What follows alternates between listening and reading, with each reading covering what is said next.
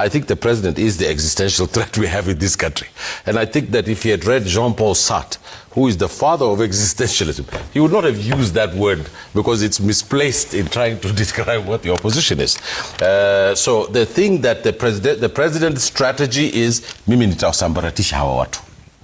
And the opposition, as I said, is thinking of doing a runoff because they want to come to the table with real strength. They want to unite. But you see, when they come to the table, right, there's some pretenders who come to the table who really don't have a vote. It's just a fact. Me, if I go there to the table, I come with maybe a million, you know. People are going there with 10 million, you know, 12 million. So I come there with 100 billion cells in my head, which is more important than the amount of villagers who vote for you. If you want to win an election, the most important strategy is hope. If anybody tells you hope is not a strategy, that man is foolish. Nothing has ever been done without a theory. Amilcar Cabral taught us this. The second thing that we need is strategy. And there are brilliant people in this country, they're sitting here, who need to be formed and be put inside that group so that they can show them the way, because they don't know much, these politicians who want to get into power. Thirdly, is that if the current situation obtains in the political landscape in this country, I just don't know where the president's votes are in this country today. And I don't understand why they seem to be very, very ambitious about their votes. Because the statements that are coming out of the president has got only one strategy: divide the opposition, and he's thinking from the back. Soren Kierkegaard, this white fellow from Norway, I think Norway or Sweden, Scandinavia, said that, we might live from the past. We might understand the past, but we must live for the future. And if we have to live for the future, what we have to do is, first of all, take away what is an obstacle to our future, which essentially is the president of this country. And once we have him out, and you have the instruments of the state at your hand, in a developing country, that is the real power to try and transform the country. And I think then we can bring East Africa together, then we can create the economy we want, then we can get rid of the Kanu generation, that is the entire problem of this country. And I belong to the militant part of the ODM. No question about it. Everybody knew that. I was the father of militancy in that party. Let me finish. And the reason I was a militant in that party, because there's nothing that can be done in this country without some form of militancy.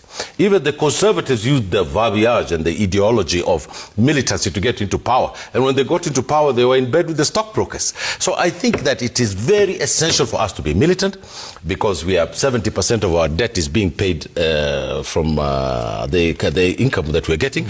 Poverty in this country has gone. The economy has shrunk by 1/3. The hope is lost. What in God's name do we not need than someone who is militant, than Mr. Sifuna? Now, the strategy that we need is from my learned friend here on the right.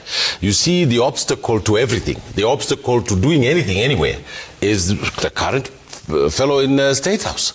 And of course, the professor is prescient, if I can use a comprehensive English word, in saying that this turn of the clock, where we keep trying to do that, but has it brought progress?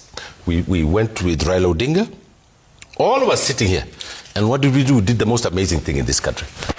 He who was a conservative, he's my favorite president when it comes to the economy, but he was not a politician. He was an economist, and this country nearly went down the drain while he was sitting in that chair. We brought Mr. Odinga from the late Mr. Odinga from the lake. He had a small rump party called LDP. And we said, this is the way. This way. And that's why we won that election, which was taken from us. Now, the political party called ODM is dead. I can tell a dead political party when I see it. I'm a master at these things of making these political parties. This country deserves this young man. The young people in this country are with him. He's a progressive. He has the manifesto of Mr. Odinga. If Mr. Odinga was alive today, he would be president tomorrow morning in the elections. Everybody would vote for him. He is not. His successor is Mr. Sifuna, an inexperienced greenhorn who doesn't know much about the statecraft, who doesn't know anything. And this is the kind of people we need. Because once we get these same old people who have been in the system and we have know them who they are are not going to change anything. We know they're not going to change anything. But ideologically, I'm an ideological person. I don't have nothing to do with this fellow. He's a Bukusu from where? Where is he from? Bungoma. I have nothing to do with him. Drink camel milk and he eats something else. So Ngoho. So I think so. Wants to go with this chicken. So you can't tell me that Hashi has a stake. My government is this one of the Somalis and the Kalenjins. That's my government. Yeah, but I'm the only one who's not in it. Because I'm an ideological person who wants to change this country. And whatever means we have to take to this country, Mr. Sifuna has to pull all these luminaries, what we used to call luminaries, fix for him a Pentagon, and share power so that we can try and transform this country into a clear path towards ending poverty, ignorance, and disease. And these are the three things that have bedeviled us. And every time you come up, they want to just steal money. So I put it to you that at the end of the day, we all have to get united, we all have to come together, and we all have to say, look, our impediment is the Kenya Kwisho people.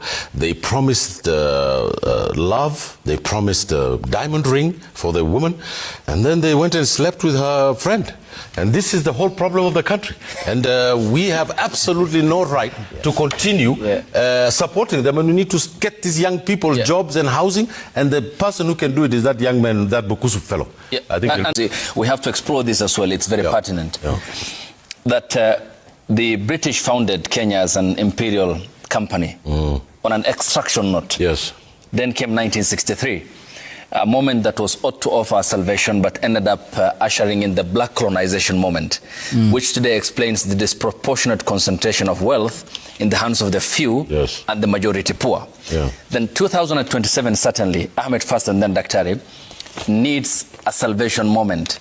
Who in your view then can save the soul of the republic and the needed association with the state than our ethnic identities, the struggle which we have had since 1963? Well, you know, I think that people are saying Mr. Sifuna is inexperienced, he's a greenhorn, he's young, he's brash, he's full of passion.